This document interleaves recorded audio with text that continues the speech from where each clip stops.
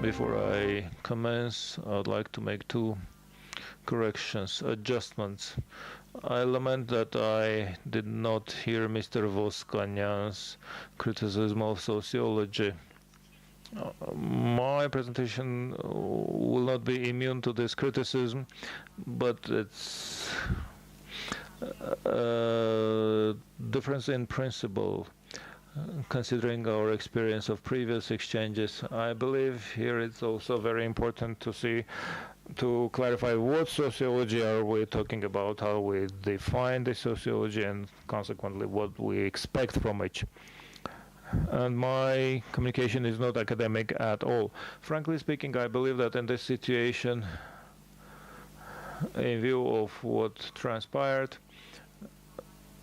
and everyone was involved who was a member of this society in those events, I think academic ambitions here would be overblown. For me, it's more important to rethink the personal experience, which allows to understand your own problems and at the same time see how one could, all this considered, try to understand and make a sense out of whatever happened. In this respect, my ambitions are pretty low, so take it at its face value.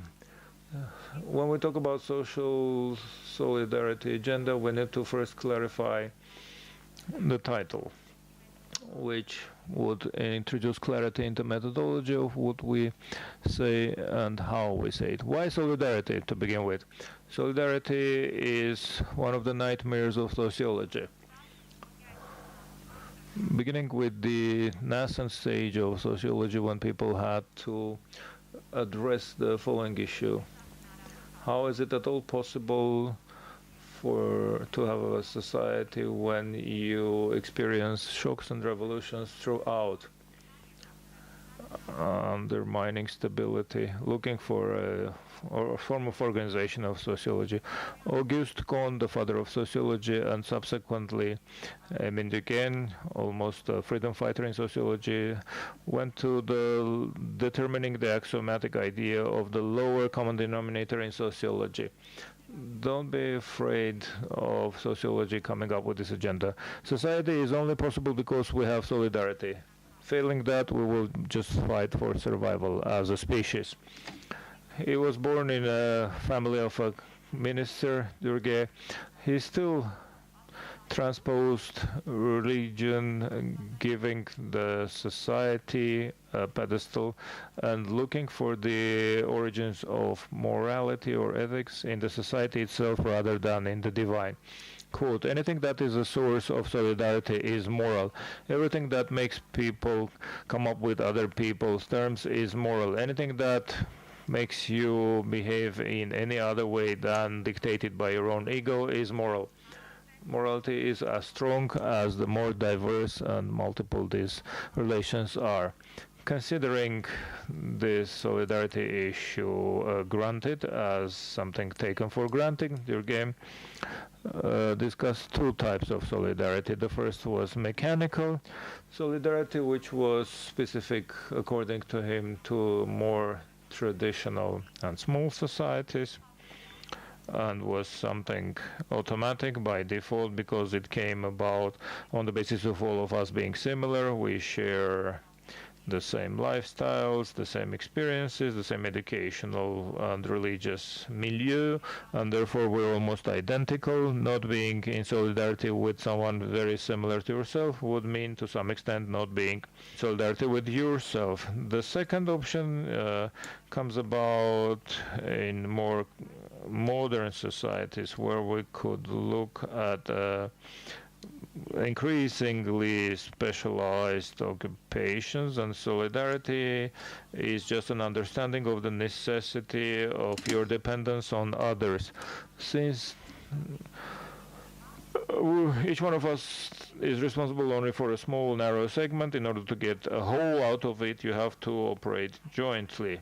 Nevertheless, why solidarity? In order to get this, you have to understand the socio-historical and political situation which put in circulation the term of solidarity per self. If we make a reference to the socio-historical and political situation, then we need to understand that sociologists reflect on this concept of solidarity in a situation when that became a political notion. That is, we're speaking about the idea of fraternity, which through the Christian policies was borrowed and used as something that may be juxtaposed to the power of the family or the household. In order to be brethren and sisters, you did no longer have to be in kinship, and the concept of fraternity could apply also to diametrically and people who didn't have these links of blood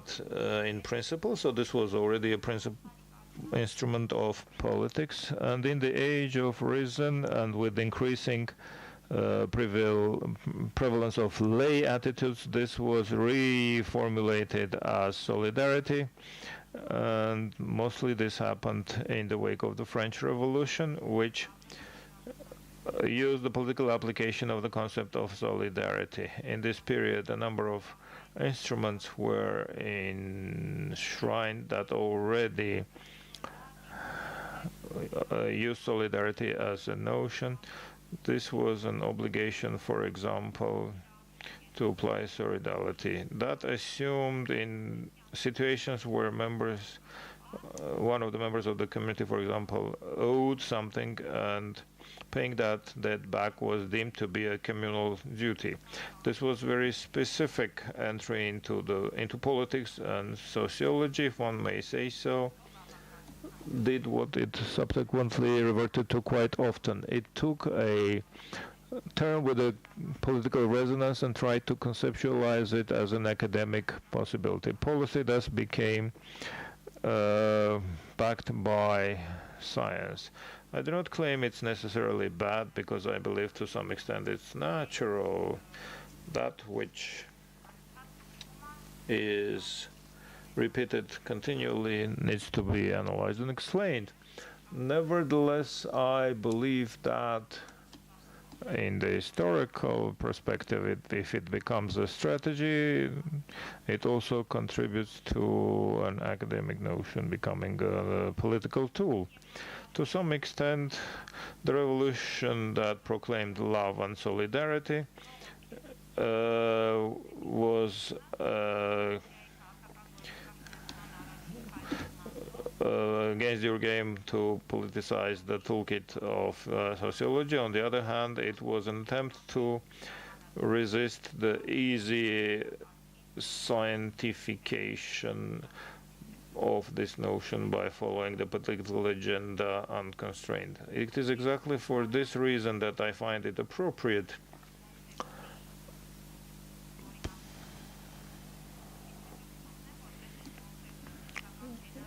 to take a theoretical basis for this concept. The Russian anarchists Pyotr Kropotkin's approach towards mutual assistance and solidarity. Kropotkin wrote that mutual assistance is the basis for development. If you look back at human history, you will not be able to underestimate the role of solidarity. Solidarity is hinged on mutual assistance.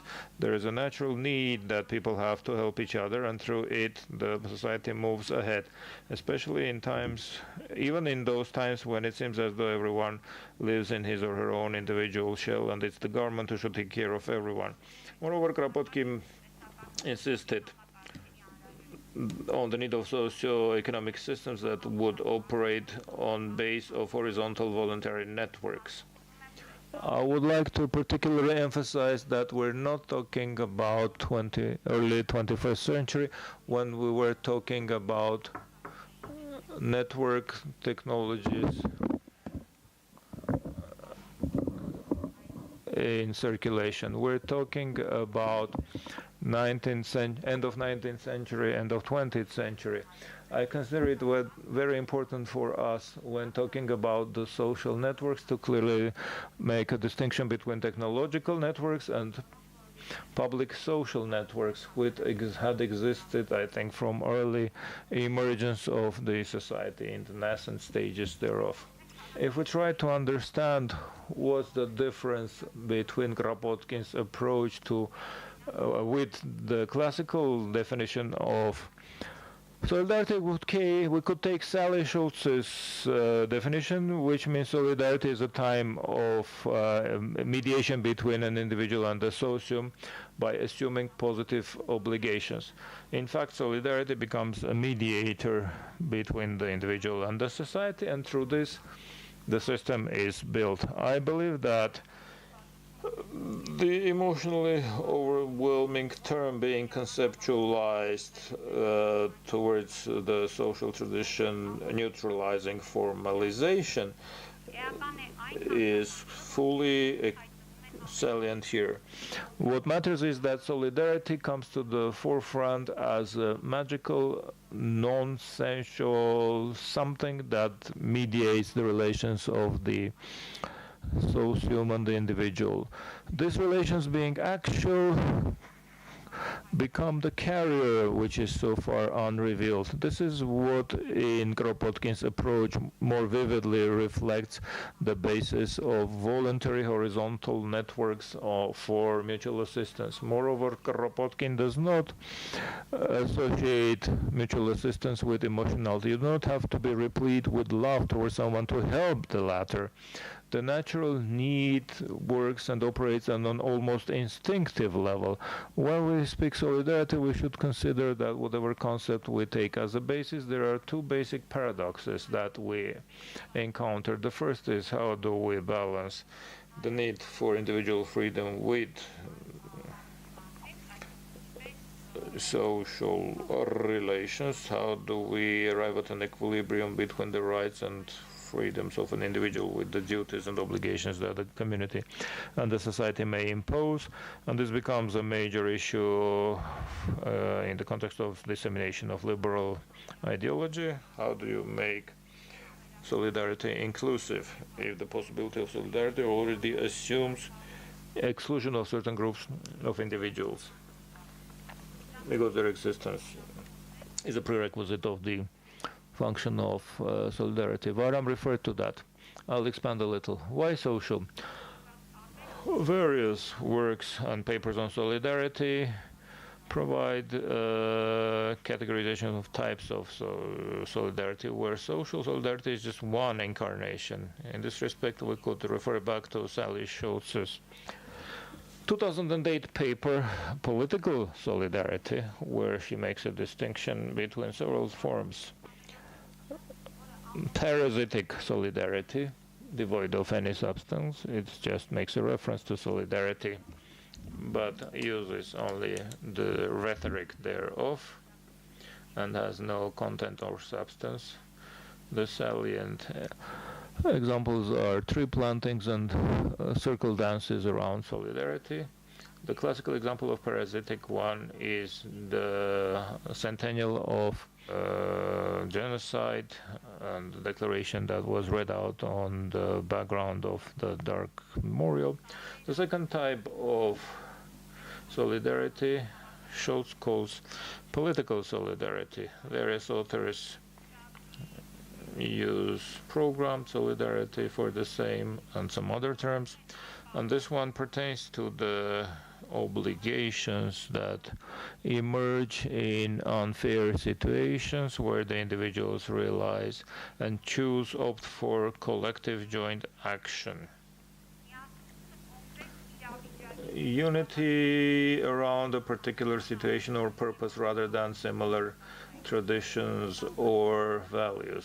This is the solidarity of repressed groups against unfair situations and the oppressors. Political solidarity is a solidarity of resistance, which may outgrow into a revolution, and after that, or even without that, may transform or modify into some other type of solidarity. The options include, and Schultz says, civic solidarity, and this means the duties that the state should have vis-à-vis its own citizens, mostly pertains to the welfare state agenda and public policy addressing vulnerable groups. We clearly see this when minimum thresholds are established for consumer rights protection, health services, education, and other areas. So de facto, this is viewed as a condition for civic solidarity.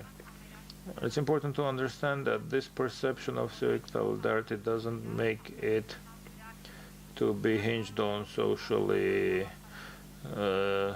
This could be based on the minimum bearable social agenda of assuring minimum bearable conditions for the impoverished, which does not necessarily have to be concurrent with practices of social solidarity. And last but not least, it's social solidarity, which is what I am reflecting on. If we look at the same logic under which Schultz continues this classification taxonomy, social solidarity is viewed by as a interdependence of individuals within a group from the descriptive and normative perspectives. That is, it contains therein certain community relations that come up with certain duties and obligations. A subclass of that could be cultural solidarity. I think this approach closes the loop. It limits the discourse to certain descriptive and normative framework. Instead of that, I propose another definition of social solidarity. Alongside the approach of Kropotkin mentioned above, let's take Karl Kautsky's Marxist approach premises, two important ones. The first is that the social structure of society is essentially linked to solidarity. To understand the possibilities of solidarity within, and secondly, it's looked as a result of certain social practices. If I try to converge these approaches and come up with the definition of social solidarity should be constructed as existence of social structure in the society where the contributing elements are voluntarily and horizontally taken by the participants, social, economic, religious, cultural, and other networks in constant interaction and developing reproduction in a stable and continual way as a special incarnation of political practices.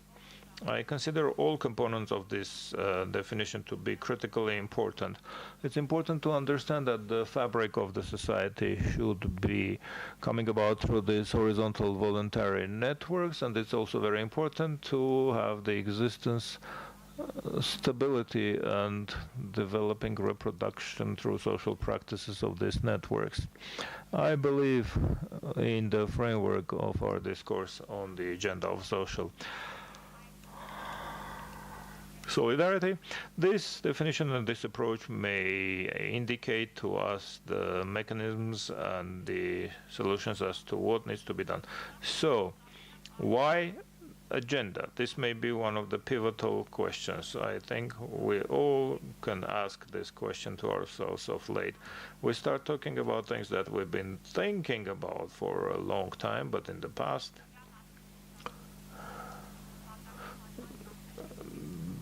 we didn't think it would be appropriate or expedient to talk about it. So it's very important now that this discussion only becomes meaningful alongside the implementation of the political revolution. Of a revolution implemented on the basis of political solidarity. This process made it possible to talk about social solidarity as well. So there is a need to understand how the newly formed government associates with solidarity. Is it a yardstick of parasitic solidarity? Is it political solidarity? Does it have the potential to transform into social solidarity? And what is the extent to which it also covers civic solidarity. Now, with your permission, I would like now to reflect on the government's program to penetrate this agenda. The government program considers a priority to enshrine values, reinforce values. That's their first opening sentence. The axis of the government plan is to take the non-violent democratic velvet revolution and enshrine its values.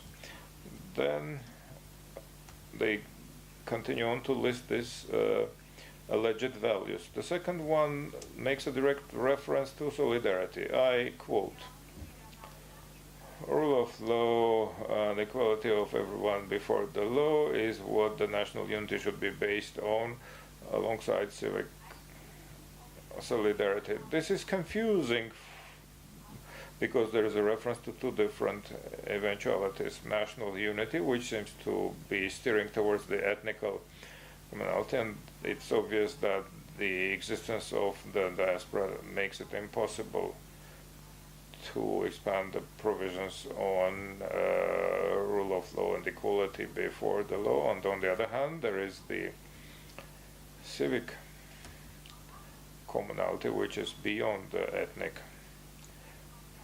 constraints. This solidarity is hinged on formal legal requirements and basis. So if we go back to the previous quote, the rule of law and equality before the law are referred to as the two basic mechanisms which will lead to assuring solidarity. I think that building social democracy on the basis of the latter has been proven impossible more than once by a whole range of authors.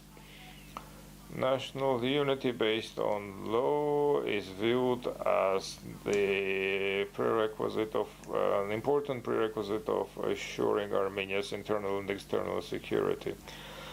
In the internal security segment of the government program, there are two duties: restoring the level of trust towards the law enforcement and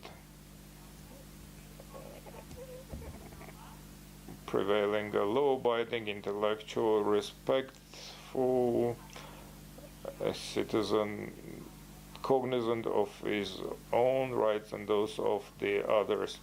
This segment culminates in the following idea: violence-free society agenda should lead towards a higher level of civic solidarity. Political prisoners should be released from prison, and we should arrive at the utmost level of civil solidarity. I didn't misread it. In the same sentence, they refer twice to as high a level as possible of public solidarity. Repeating this notion twice in the same sentence does not make it clearer as to how you get there and through what methods. One of the paradoxes of solidarity that I refer to, that is freedom of individual and balancing it with the public duties and obligations, is absolutely absent in the government program. No reference to it whatsoever. And this is one of the main problems of this text. The government program ostensibly assumes two actual subjects. One of them is the government itself. The second is the individual, free, dignified, and happy citizen. This relationship does not assume any collective or political subjects. It fragments the society down to the level of an individual citizen, and in the event of the latter uniting, this creates a confusion about the nation or the people. These are deemed to be too mythical to ever be real. The political solidarity based on inequality or injustice may have a chance to turn into social solidarity only provided it makes it possible to enshrine injustice vis-a-vis various groups. The main issue of unfairness is viewed by this government through the process of forming the cabinet, which has led in the past lacking public trust in significantly eroding social solidarity. The definition of injustice should list all circumstances that pertain to injustices towards various groups such as women, ethnic and other minorities, socioeconomic polarization, injustices, and so forth. In other words, the agenda of social solidarity cannot be formed as an agenda of the formation of more reliable mechanism. It should be, I would like to remind you, I think it was in May 16, when within one day concurrently various protest demonstrations took place. They were so concerning that the call to end them were made both by Nikol Pashinyan. Another text was stated by Levon Ter-Petrosyan. With your permission, I'll quote and concluded that. For any revolution, the most important trial period is the immediate wake of its triumph. In this period is when, enthused and inspired by the victory, the activists revert to uncoordinated, sporadic action, trying to use the same revolutionary methods to address a lot of local issues that were accumulating over years. This is exactly what we are witness to currently. Throughout the entire territory of the Republic, they take place. Protest rallies take place, not coordinated by the revolution leaders.